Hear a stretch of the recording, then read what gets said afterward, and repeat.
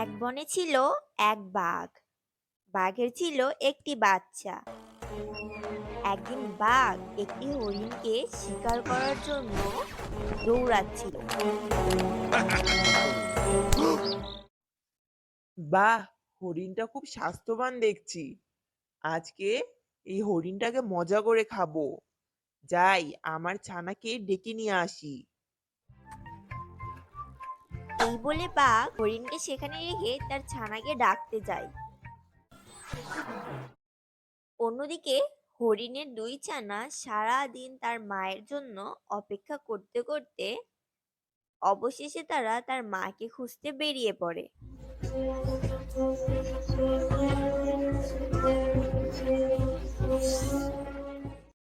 কিন্তু তারা গিয়ে দেখতে পায় দূরে একটা হরিণ মরে পড়ে আছে। এরপর হরিণের বাচ্চা দুটি মরা হরিণের কাছে যায়, গিয়ে দেখে ওটাই তাদের মা। এই দেখে ছানারা কান্নায় ভেঙে পড়ে। মা, ও মা, ওঠো না, আমাদের যে ভীষণ ক্ষুধা পেয়েছে। মা, বাড়ি চলো, আমরা আর কোনোদিন তোমার অবাধ্য হব না। মা, ওঠো না, আমরা দুই ভাই আর কোনোদিনও ঝগড়া করব না। এভাবে কাঁদতে কাঁদতে হরিণ ছানা দুটি বাঘের গর্জন শুনতে পায়। বাঘের গর্জন শুনে হরিণ ছানারা দূরে ঝোপের ভিতরে লুকিয়ে পড়ে। আর ঝোপের আড়াল থেকেই দেখে একটা বাঘ তার ছানাকে নিয়ে হরিণের কাছেই এগিয়ে আসছে।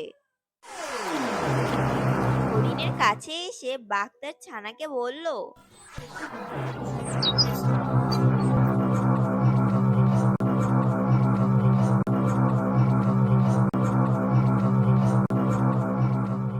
ছানা, এই মোটা তাজা হরিণটা আমি তোমার জন্য শিকার করেছি। তুমি আজ পেট ভরে একে খাও। মায়ের কথা শুনে বাঘের ছানারা সে মা হরিণকে খেতে লাগলো। আর ঝোপের আড়ালে লুকিয়ে থাকা হরিণ ছানাগুলো আরো জোরে জোরে কাঁদতে লাগলো। আমরা যখন আরো ছোট ছিলাম তখন এই বাঘটাই আমাদের বাবাকে মেরে ফেলেছিল, আর এখন আমাদের মাকেও মেরে ফেললো। এখন আমরা কি করব? কার কাছে যাব? কাঁদতে কাঁদতে তারা ঠিক করলো তারা এই জঙ্গলের সবচেয়ে চালাক প্রাণী শিয়ালের কাছে গিয়ে বাঘের নামে নালিশ জানাবে। তাই তারা দুজন শিয়ালের কাছে যাওয়ার জন্য রওনা দিল।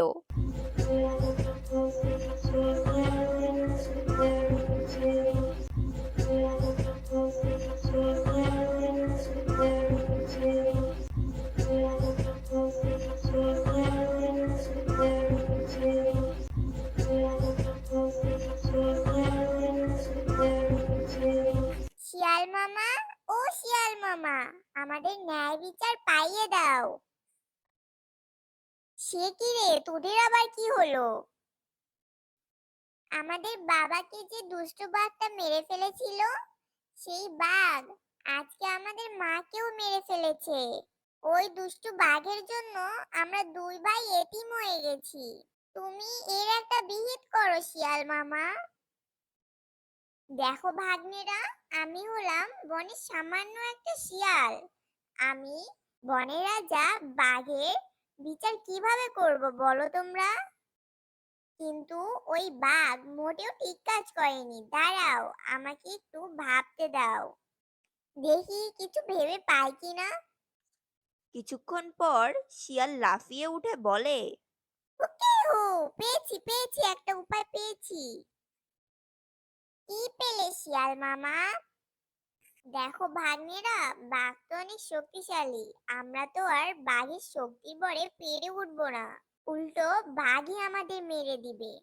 তার চেয়ে বরং আমরা কোনো শিকারীর সাহায্য নিব। শিকারী? হ্যাঁ, শিকারী মানে বাঘ শিকারী, যারা বাঘ শিকার করে। আমি কালই পাশের গ্রামে যাব। সেখানে একজন বাঘ শিকারী আছে, যিনি বাঘ শিকার করে। আমি তাকে বলবো তোমাদের ন্যায় বিচার পাইয়ে দিতে। ঠিক আছে শিয়াল মামা, আমরা কিন্তু অপেক্ষায় থাকবো। আচ্ছা আচ্ছা, তাহলে এখন তোমরা বাড়িতে যাও। আর হ্যাঁ, সাবধানে থেকো কিন্তু। শিয়ালের কথা শুনে হরিণ ছানারা তাদের বাড়ির দিকে রওনা দিল।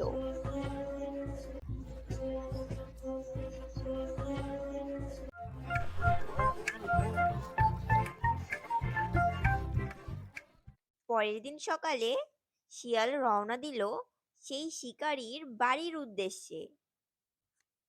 শিকারীর বাড়ি পৌঁছে শিয়াল শিকারীকে ডাকতে থাকে। শিকারি, ও শিকারি, বাড়ি আছো? কে কে ডাকে আমায়? একটু বাইরে এসো না, তাহলেই তো দেখতে পাবে কে ডাকে। আরে শিয়াল ভাই যে, চিনতে পেরেছো তাহলে? তোমায় চিনবো না? একবার তো তুমি আমার জীবন বাঁচিয়েছিলে। তোমাকে কি আমি কোনোদিন ভুলতে পারি? তা বেশ, ঠিক আছে, কিন্তু আমি যে তোমার কাছে একটা কাজ নিয়ে এসেছিলাম। কি কাজ বলো? আমি যদি তোমার কোনো কাজে আসতে পারি তাহলে সেটাই তো আমার সৌভাগ্য। তখন শিয়াল বাঘ আর হরিণ ছানার সব ঘটনা খুলে বলল। সব শুনে শিকারী বলে, তাহলে এই ব্যাপার, ওই বদমাইশ বাঘকে শায়েস্তা করতে হবে তাই তো? তুমি একদমই ভেবো না, আমি আজ বিকেলেই ওই বাঘকে শায়েস্তা করতে যাব। ঠিক আছে, তাহলে আমি এখন চললাম, গিয়ে দেখি আমার ভাগ্নি দুটো কিছু খেলো কিনা। এই বলে শিয়াল সেখান থেকে চলে যায়। আর বিকাল হতেই শিকারী জঙ্গলের উদ্দেশ্যে রওনা দেয়।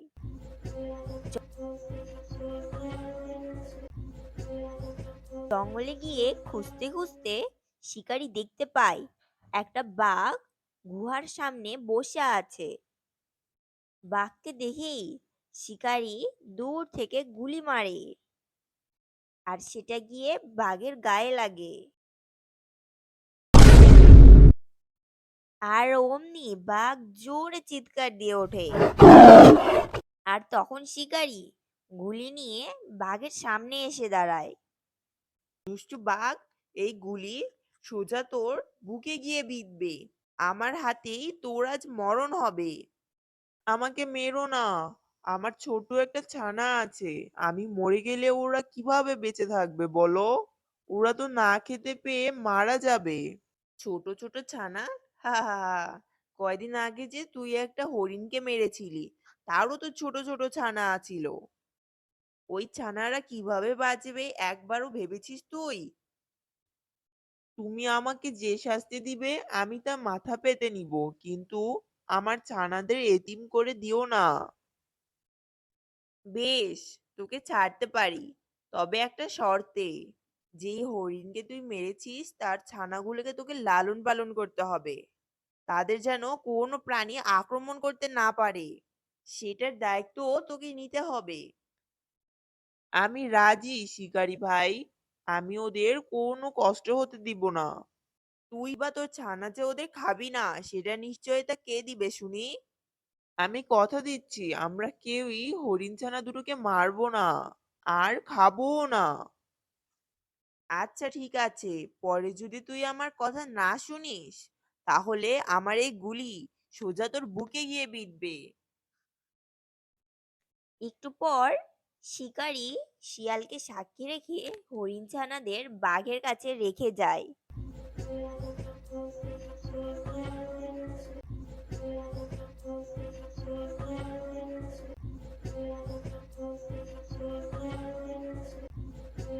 শিকারী ও শিয়াল সেখান থেকে যাওয়ার পর বাঘ তার ছানাকে বলে,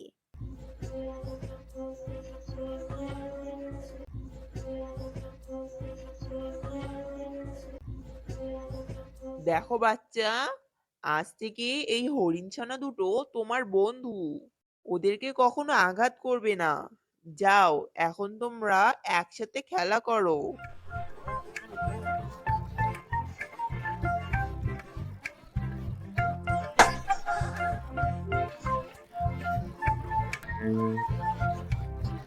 ছানারা সেখান থেকে যাওয়ার পর বাঘ মনে মনে বলে, হা হা হা, হরিণ ছানারা তোরা শুধু একটু বড় হ, তারপর তোদের আমরা মজা করে খাবো। এমনিভাবে বেশ কিছু মাস কেটে যায়। হরিণ ছানারাও বড় হতে থাকে। একদিন বাঘ তার ছানাকে ডেকে বলে, শোনো, সামনের মাসে তোমার বিয়ে দিব। আর এই বিয়েতে সবাইকে ওই হরিণ ছানা দুটোর মাংস খাওয়াবো। তুমি হরিণ ছানাদের খাওয়াবে, খাইয়ে খাইয়ে মোটা তাজা বানাবে। কিন্তু খবরদার, এই কথা যেন কোনোভাবেই পাঁচকান না হয়। থেকে হরিণ ছানাগুলো বাঘের সব দুষ্টু বুদ্ধি শুনতে পায়। সব শুনেও তারা সেখান থেকে পালিয়ে না গিয়ে সেখানেই থাকে। শিকারী ও শিয়ালের কাছেও কোনো নালিশ জানায় না। এর কয়েকদিন পর বাঘ কাতরাতে কাতরাতে তার গুহায় ফিরে আসে। মরে গেলাম রে, পায়ের ব্যথায় মরে গেলাম। তোমার কি হয়েছে বাঘ মামা? তুমি এরকম ভাবে চিৎকার করছো কেন? আরে চিৎকার কি আর সাধে করছি, আমার পায়ে যে বিষাক্ত গাছের কাঁটা ফুটেছে।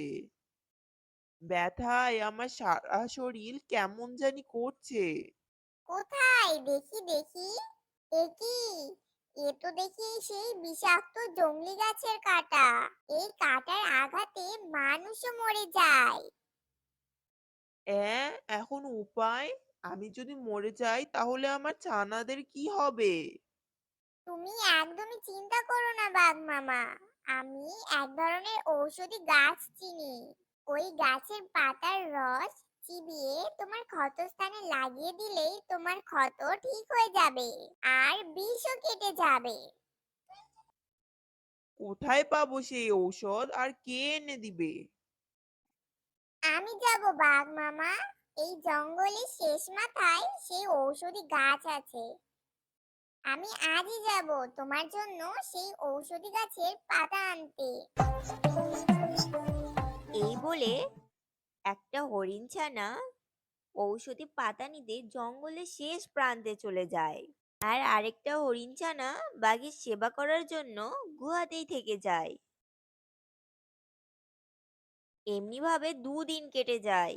বিষের প্রভাবে বাঘের পা পচতে শুরু করে, কিন্তু হরিণ ছানার কোনো খবর নেই। বাঘটা মনের দুঃখে ভাবতে থাকে, এটা আমার পাপেরই ফল। হরিণ ছানা দুটোকে লালন পালনের দায়িত্ব নিয়ে আবার ওদেরকে খাওয়ারই বুদ্ধি করছিলাম। সৃষ্টিকর্তা তাই আমাকে এরকম ভয়ঙ্কর শাস্তি দিচ্ছেন। আমি হয়তো আর বেশি দিন বাঁচবো না। এসব ভেবে ভেবে বাঘের চোখে পানি চলে আসে। ঠিক তখনই হরিণ ছানা ঔষধি গাছের পাতা নিয়ে সেখানে হাজির হয়।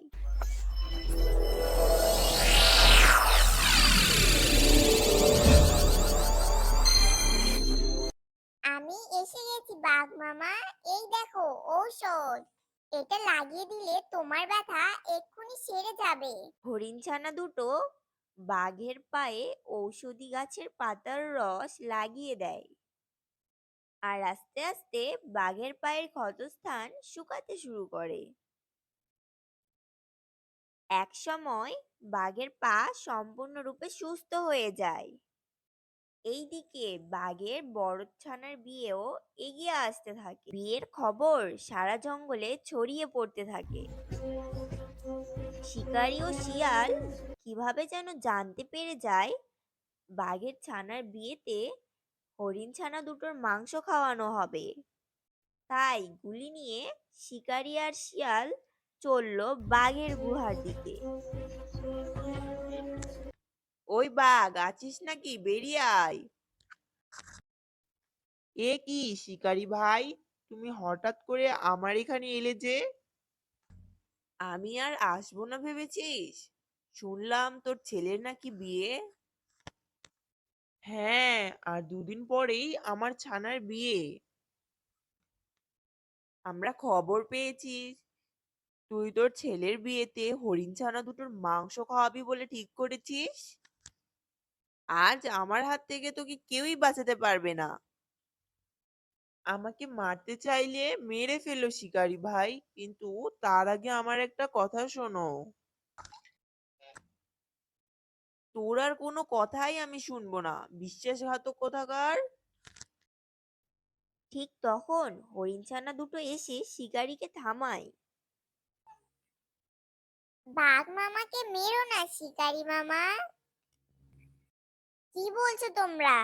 তোমরা কি জানো এই বাঘ তোমাদের খেয়ে ফেলতে চায়? আমরা যদি এখানে না আসতাম তাহলে 2 দিন পরেই তোমরা বাঘের পেটে চলে যেতে। সে কথা আমরা জানি শিয়াল মামা। তোমরা জানো তাহলে তোমরা আমাদের আগে বলনি কেন? তোমরা বললেই বাঘকে আমরা কবেই মেরে দিতাম। এ কথা কেন বলছো শিকারি মামা? বাঘ মামারই বা কি দোষ বলো? প্রকৃতির নিয়ম যে এটাই, যে বাঘদের মাংস খেয়েই বেঁচে থাকতে হয়। ওরা তো আর আমাদের মতো ঘাস লতা পাতা খেয়ে বাঁচতে পারে না। আমরা সবাই যদি বাঘের পেটে যেতে অস্বীকার করি তাহলে বাঘরা বাঁচবে কি করে বলো তো? এতে তো বাঘদের আর কোনো দোষ নেই। হরিণছানা দুটোর কথা শুনে শিয়াল, শিকারী আর বাঘ তিনজনেই খুব অবাক হয়ে যায়। তখন বাঘ বলে, শিকারি ভাই, আমাকে মাফ করে দিও। আমি সত্যি এর আগে ছানা দুটিকে খেতে চেয়েছিলাম। এটাও ঠিক যে আমি আমার ছেলের বিয়েতে ওদের মাংস খাওয়াবো বলে ঠিক করেছিলাম, কিন্তু কিছুদিন আগে যখন আমি অসুস্থ হলাম, তখন এই হরিণ ছানা দুটো দিনরাত আমার সেবা করে আমাকে সুস্থ করে তুলেছে। সেদিন আমি বুঝতে পেরেছি ওরা আমাকে কতটা ভালোবাসে। আমি ওদের বাবা মাকে মেরেছি, তারপরও ওরা আমার যত্ন করে আমাকে সুস্থ করে তুলেছে। আমাকে তোরা ক্ষমা করে দিস, আমি সত্যিই পাপী। তোরা দুজন খুব ভালো রে। তোদেরকে আমি মারতে চাইতাম, কিন্তু এখন আর মারতে চাই না। তুমি চাইলে আমাকে মেরে ফেলতে পারো শিকারি ভাই, কারণ আমি জানি আমি ভুল করেছি। কিন্তু আমি যে সত্যি আমার ভুল বুঝতে পেরেছি সেইটা বিশ্বাস না হলে তুমি আমার গুহার পিছনে দেখে আসো। সেখানে বড় বড় দুটো গরু বাঁধা আছে। আমার ছেলের বিয়েতে এই গরু খাওয়াবো বলেই ঠিক করেছি আমি। হরিণছানা দুটো শিয়াল আর শিকারী গুহার পিছনে গিয়ে দেখে দুইটা বড় বড় গরু বাঁধা আছে।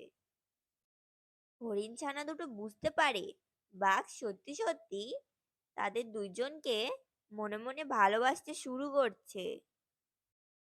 এভাবেই বাঘ তার সন্তানের মতো করে হরিণছানা দুটোকে লালন পালন করতে থাকে।